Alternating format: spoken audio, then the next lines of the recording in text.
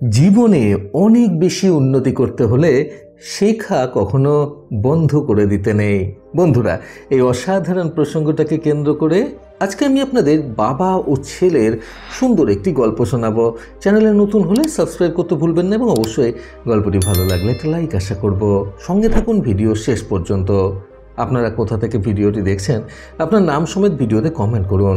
রবিবার গল্পে আপনার নাম উল্লেখ থাকবে। এক গ্রামে একজন ব্যক্তি বাস করতেন সপরিবারে। ওনার পরিবারের সদস্য বলতে ছিল উনি, ওনার একমাত্র ছেলে এবং ওনার স্ত্রী। ওনার ছেলে পড়াশোনা কিছুটা শেষ করে এখন একটা কাজ বাজের জন্য চেষ্টা করে চলেছে প্রতিনিয়ত। সেই ব্যক্তি নিজের হাতে করে খুব সুন্দর ছবি আঁকতে পারতেন। বলা চলে এটা ওনাদের বংশ পরম্পরাগত এক প্রতিভা এবং তার সাথে সাথে জীবিকা নির্বাহের একমাত্র উপায়ও বলা চলে। কাজেই প্রতিদিন একটি করে ছবি এঁকে সেই ব্যক্তি নিজের গ্রাম হতে শহরে চলে যেতেন সেই ছবিটি বিক্রি করার জন্য। তারপরে সারাটা দিন ঘুরে গোটা 500 টাকায় সেই ছবিটা বিক্রি করে তিনি বিকেলের দিকে আবারও নিজের গ্রামে ফিরে আসতেন। গ্রামে ফিরে এসে সন্ধ্যের পর আবারও ছবি আঁকতে বসতেন এবং আবারও একটি করে ছবি এঁকে পরের দিন তিনি সেই ছবিটা নিয়ে শহরে বিক্রি করতে চলে যেতেন। এইভাবে প্রায় প্রতিদিনই 500 টাকা করে ছবি বিক্রি করতেন তিনি শহরে গিয়ে। এইভাবে মাসে ওনার প্রায় ভালো টাকাই রোজগার হয়ে যেত। ফলে মোটামুটি ভালোভাবেই ওনাদের সংসার চলে যেত। কিন্তু ক্রমে সেই ব্যক্তি বৃদ্ধ হতে শুরু করলেন এবং এখন ওনার আর সেই জোর রইল না নিজের হাতে করে ছবি আঁকার। কারণ যথেষ্ট বৃদ্ধ হওয়ার কারণে ঠিকঠাক মতো ছবি আঁকতে গিয়ে ওনার হাত কেঁপে যেত। ফলে ওনার আঁকা ছবিটা বাজে হয়ে যেত। এই কারণে তিনি একদিন পরিকল্পনা করলেন যে এবার সময় চলে এসেছে নিজের ছেলেকে হাতে ধরে এই ছবি আঁকা শিখিয়ে দেওয়ার। তা না হলে এর পরে হয়তো অনেকটা দেরি হয়ে যেতে পারে। যদিও বা ওই ব্যক্তি নিজেই ওনার বাবার কাছ থেকে এই প্রতিভা অর্জন করেছিলেন। ওই ব্যক্তি ছোট থাকতেই ওনার বাবা ওনাকে এই ছবি আঁকা শিখিয়ে দিয়েছিলেন। তারপর থেকেই তিনি ছবি এঁকে টাকা উপার্জন করতে শুরু করেন। এই সকল কিছু ভাবনা চিন্তা করে এবং ছেলেকে আঁকা শিখিয়ে দেওয়ার সময় চলে এসেছে এই পরিকল্পনা করে তিনি নিজের ছেলেকে ডেকে পাঠালেন এবং ওনার ছেলে আসার পর তিনি ছেলেকে বললেন, বাবু, আমার তো এখন বয়স হয়েছে আর তুমি তো জানো এই হাতে এঁকে সেটাকে বিক্রি করাটাই আমার একমাত্র জীবিকা।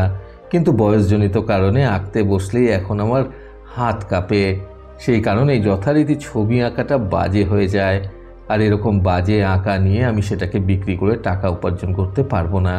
সেই কারণেই এখন থেকে আমি আঁকাটা তোমাকে সুন্দরভাবে শিখিয়ে দিতে চাই, যাতে তুমি সেই আঁকার মাধ্যমে আমার মতোই জীবনে টাকা উপার্জন করতে পারো। এই কথা শুনে সেই ব্যক্তির ছেলেটি রাজি হয়ে যায় বাবার কথায়। এবং যেহেতু এটা ছিল তাদের বংশ পরম্পরাগত প্রতিভা, সেহেতু প্রথম থেকেই কম বেশি আঁকার হাত ভালোই ছিল সেই ছেলেটির। ফলে অল্প কয়েকদিনের মধ্যেই ছেলেটি বেশ পারদর্শী হয়ে উঠল তার বাবার মতো ছবি আঁকার ক্ষেত্রে। এইভাবে বাবার কাছ থেকে বেশ ভালো মতো আঁকাটা শিখে নেওয়ার পর ছেলেটি একদিন একটি আঁকা এঁকে সেটাকে নিয়ে শহরের উদ্দেশ্যে গেল নিজের বাবার মতো সেটাকে 500 টাকার বিনিময়ে বিক্রি করার জন্য। সেদিন আঁকাটা তো বিক্রি হয়েছিল, কিন্তু তার সত্ত্বেও প্রথম দিন গিয়েই সে ভীষণ হতাশ হয়ে বাড়ি ফিরে আসলো। কারণ আঁকাটা বিক্রি হলেও সেটা মাত্র 100 টাকায় বিক্রি করতে পেরেছিল সেই ছেলেটি। কাজেই মন মরা হয়ে বাড়িতে এসে সে তার বাবাকে উদ্দেশ্য করে বলল, বাবা, এত কষ্ট করে এঁকে নিয়ে গিয়েও আমি মাত্র 100 টাকার বিনিময়ে আজকে আমার আঁকাটা বিক্রি করতে পেরেছি। আমার মনে হয় আমার শেখায় আরও কিছু কমতি রয়েছে। তুমি দয়া করে আমাকে তোমার মতো আঁকার আসল রহস্যটা বলো। এই কথা শুনে সেই ব্যক্তি তার ছেলেকে বললেন, ঠিক আছে, আজকে আমি তোমাকে আরও অন্যভাবে আঁকা শেখাবো। এই কথা বলার পর তিনি নিজের ছেলেকে একটু অন্য পদ্ধতিতে অন্যভাবে আবারও আঁকা শেখালেন এবং বাবার কথা অনুযায়ী ছেলেটি সেইভাবে আঁকা শেখার পর একটি ছবি আঁকলো এবং সেটাকে নিয়ে পরের দিন আবারও শহরের উদ্দেশ্যে চলে গেল সেটা বিক্রি করার জন্য। পরের দিনও ছেলেটি নিজের আঁকা ছবিটা মাত্র 200 টাকার বিনিময়ে বিক্রি করতে পেরেছিল এবং একইভাবে সে ভীষণ হতাশ হয়ে বাড়ি ফিরে এসে নিজের বাবাকে আবারও বলল, বাবা, আজও আমি 500 টাকায় আঁকাটা বিক্রি করতে পারলাম না। মাত্র 200 টাকায় আজকে আমার আঁকাটা বিক্রি হলো।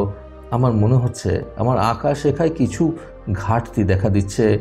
তুমি হয়তো কোনো উন্নত পদ্ধতি আমাকে বলছো না। ছেলের কথা শুনে সেদিন সেই ব্যক্তি আরও একটু উন্নতভাবে ছেলেটিকে আঁকাটা আবারও শিখিয়ে দিলেন। ছেলেটি আবারও বাবার কাছ থেকে একটু উন্নত পদ্ধতিতে আঁকা শিখে তারপর একটি ছবি আঁকলো এবং সেই আঁকা ছবিটা নিয়ে পরের দিন আবারও শহরে চলে গেল সেটাকে বিক্রি করার উদ্দেশ্যে। কিন্তু সেদিনও সে আবার হতাশ হয়ে বাড়ি ফিরে আসলো, কারণ অনেক কষ্ট করে সেদিন সে তার আঁকা ছবিটা মাত্র 300 টাকার বিনিময়ে বিক্রি করতে পারল।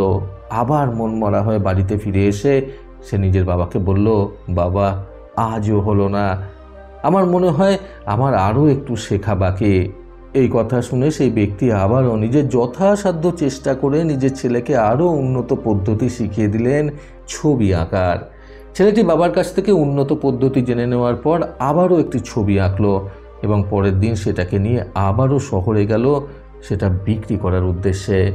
কিন্তু সেদিনও সে নিজের বাবার মতো তার সেই আঁকাটা 500 টাকায় বিক্রি করতে পারল না, বরং 400 টাকার বিনিময়ে তার সেদিনকার সেই আঁকাটা বিক্রি করে সে আবার কিছুটা মনমরা হয়ে বাড়ি ফিরল। বাড়িতে এসে মনমরা হয়ে থাকার কারণ জিজ্ঞাসা করায় ছেলেটি নিজের বাবাকে বলল, বাবা আমার মনে হয় তুমি আমাকে কোনো একটা পদ্ধতি লুকিয়ে যাচ্ছ যেটা তুমি শিখেছিলে, সেই কারণেই হয়তো আমি আমার আঁকা ছবিগুলো 500 টাকায় বিক্রি করতে পারছি না, আজকে শুধু 400 টাকায় বিক্রি হলো। এরপর সেই ব্যক্তি নিজের ছেলেকে আরও ভালো মতো আঁকা শেখালেন এবং আরও নতুনত্ব কিছু শেখানোর মাধ্যমে ছেলেটিকে আঁকায় আরও পারদর্শী করে তুললেন। সেদিন আরও একটি ছবি এঁকে ছেলেটি পরের দিন শহরে গেল সেই ছবিটাকে বিক্রি করার উদ্দেশ্যে। কিন্তু এই দিন সেই ছেলেটি খুবই আনন্দের সঙ্গে, বলা চলে নাচতে নাচতে বাড়ি ফিরে এলো এবং নিজের প্রতি বেশ গর্ববোধ করে তার বাবাকে উদ্দেশ্য করে বলল, বাবা আর তোমার কাছ থেকে আমার আঁকা শেখার প্রয়োজন নেই, কারণ আজকে আমি আমার কালকে রাতের আঁকা সেই ছবিটা পুরো 700 টাকায় বিক্রি করে এসেছে। তুমি আমাকে 500 টাকার মতো আঁকা শিখিয়েছিলে আর আমি সেটা 700 টাকায় বিক্রি করেছি, তোমার থেকে 200 টাকায় বেশি বিক্রি করেছি, তাহলে এখন নিশ্চয়ই আমি তোমার থেকে বেশি উন্নত হয়ে গেছি। এই কথা শুনে সেই ব্যক্তি নিজের ছেলেকে উদ্দেশ্য করে বললেন, জানো তো বাবু, এই একই ভুল আমিও করেছিলাম, যার ফলে আমি আজীবন এই 500 টাকার মধ্যেই পড়ে রইলাম, অর্থাৎ আমার আঁকা কোনো দিন এই 500 টাকার থেকে বেশিতে বিক্রি করতে পারিনি। ছেলেটি তখন একটু অবাক হয়ে তার বাবাকে জিজ্ঞাসা করে বলল, মানে? তার বাবা তখন নিজের ছেলের কথার উত্তরে বললেন, বহু বছর আগেই আমার বাবা অর্থাৎ তোমার দাদু যখন বেঁচে ছিলেন তখন তিনি নিজের আঁকা ছবি প্রতিদিন 300 টাকায় বিক্রি করতেন এবং আমাকেও তিনি ওই রকমই আঁকা শিখিয়েছিলেন। আমি তোমার মতোই প্রথম দিন আমার আঁকা ছবি 100 টাকায় বিক্রি করেছি, দ্বিতীয় দিন 200 টাকায় বিক্রি করেছি এবং তৃতীয় দিন আমি 300 টাকায় বিক্রি না করে বরং সেই একই ছবি আমি 500 টাকায় বিক্রি করেছিলাম। তারপর ঠিক একইভাবে তোমার মতোই বাড়িতে এসে নিজের প্রতি ভীষণ গর্ববোধ হতে শুরু করেছিল।